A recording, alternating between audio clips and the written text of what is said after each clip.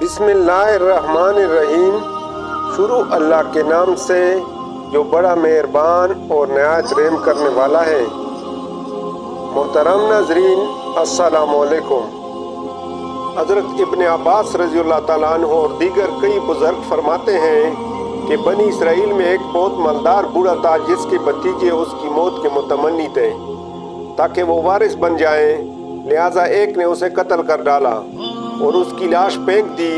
لوگوں کو صبح پتہ چلا تو قاتل کی تلاش شروع ہوئی مگر کچھ علم نہ ہو سکا۔ لوگ حضرت موسیٰ علیہ السلام کے پاس آئے تو آپ علیہ السلام نے اللہ تعالیٰ سے دعا کی، جس پر اللہ نے حکم فرمایا کہ ایک گائے ذبح کریں۔ قرآن کریم سورۃ البقرہ آیت 67 تا 73 میں اس واقعے کو یوں بیان کیا گیا ہے: اور جب موسیٰ علیہ السلام نے اپنی قوم کے لوگوں سے کہا کہ اللہ تم کو حکم دیتا ہے کہ ایک بیل ذبح کرو، تو وہ بولے، کیا تم ہم سے مذاق کرتے ہو؟ موسیٰ علیہ السلام نے کہا، میں اللہ کی پناہ مانگتا ہوں کہ نادان بنوں۔ انہوں نے کہا، اپنے پروردگار سے پوچھ کر بتائیں کہ وہ بیل کس طرح کا ہو۔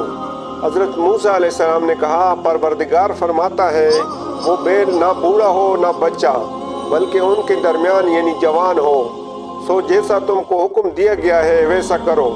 انہوں نے کہا، اپنے پروردگار سے پوچھ کر بتائیے کہ اس کا رنگ کیسا ہو۔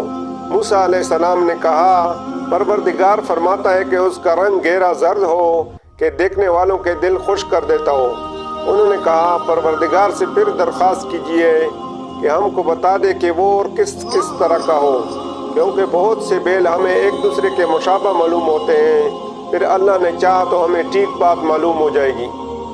موسیٰ علیہ السلام نے کہا، اللہ فرماتا ہے کہ وہ بیل کسی کام میں لگا ہوا نہ ہو، نہ زمین جوتتا ہو اور نہ ہی کھیتی کو پانی دیتا ہو، اس میں کسی طرح کا داغ نہ ہو۔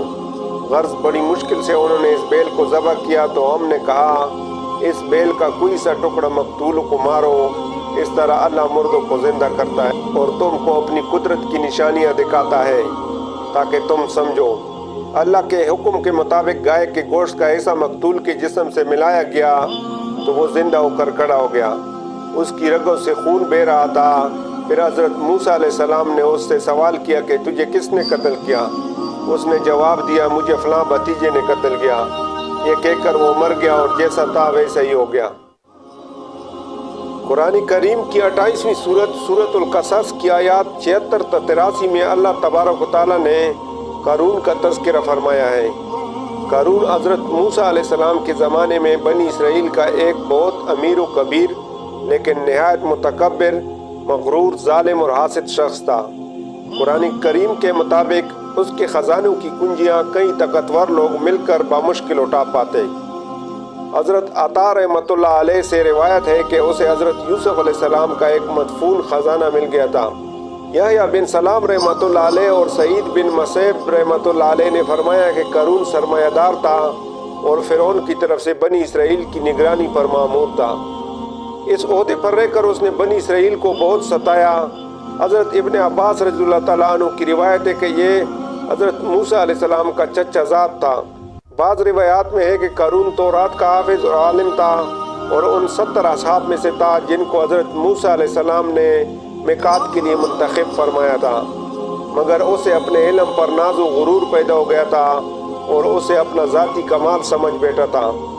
روح المعانی میں محمد بن اسحاق رحمۃ اللہ علیہ کی روایت سے نقل کیا گیا ہے کہ قارون تورات کا حافظ تھا اور دوسرے بنی اسرائیل والوں سے زیادہ اسے تورات یاد تھی، مگر سامری کی طرح منافق ثابت ہوا۔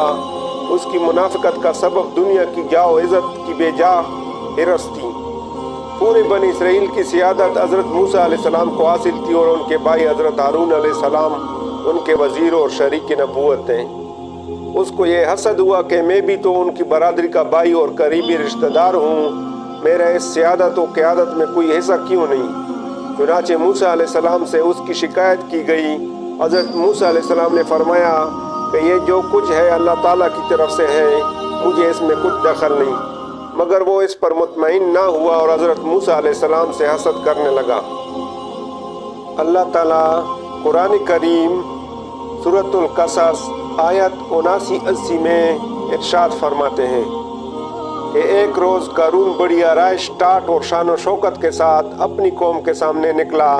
جو لوگ دنیا کے طالب تھے کہنے لگے جیسا مال و متاع قارون کو ملا ہے کاش ایسا ہی ہمیں بھی ملے، یہ تو بڑا ہی صاحب نصیب ہے۔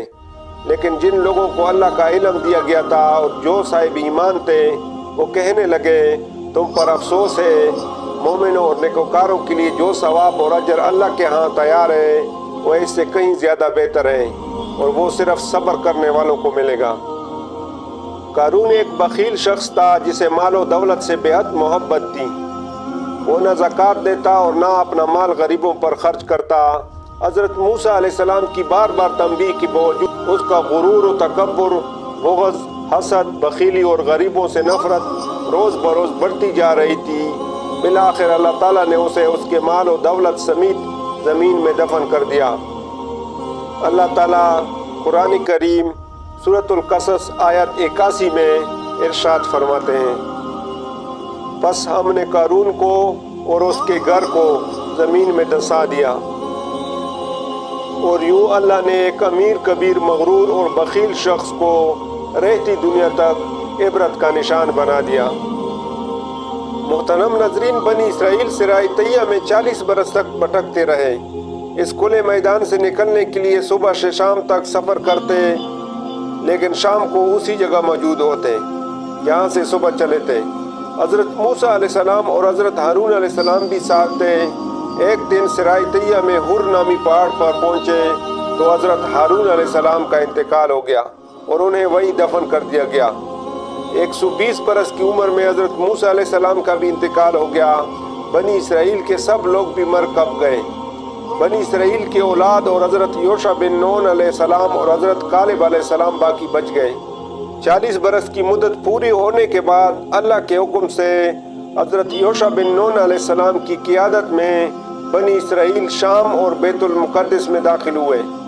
صحیح بخاری میں حضرت ابو ہریرہ رضی اللہ تعالیٰ عنہ سے مروی ہے کہ ملک الموت کو حضرت موسیٰ علیہ السلام کی طرف بھیجا گیا۔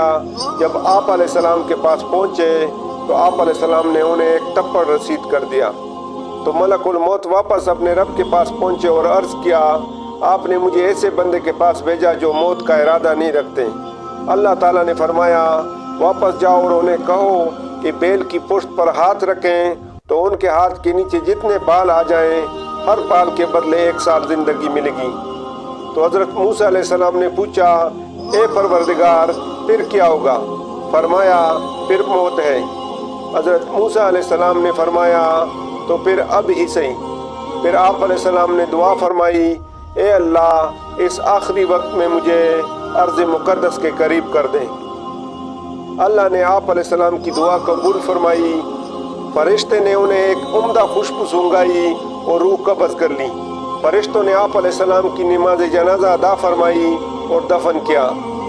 مسند احمد میں حضرت انس بن مالک رضی اللہ تعالیٰ عنہ سے روایت ہے کہ رسول اکرم صلی اللہ علیہ وآلہ وسلم نے فرمایا کہ جس رات مجھے آسمانوں پر لے جایا گیا تو موسیٰ علیہ السلام کے پاس سے گزر ہوا تو آپ علیہ السلام وہاں سرخ ٹیلے کے پاس اپنی قبر میں کھڑے نماز ادا فرما رہے تھے۔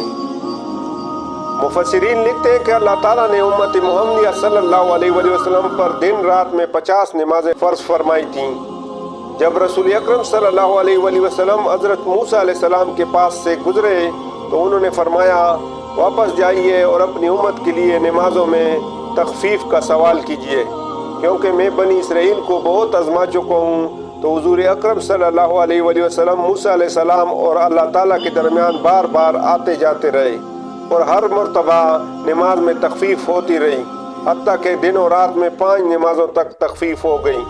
اور اللہ تعالیٰ نے فرمایا، یہ ہیں 5 نمازیں لیکن ثواب 50 ہی کا ملے گا۔ آخر میں اللہ تعالیٰ سے دعا ہے کہ اللہ تعالیٰ ہمیں بھی نیک اعمال کرنے کی توفیق عطا فرمائے اور برے اعمال سے محفوظ فرمائے۔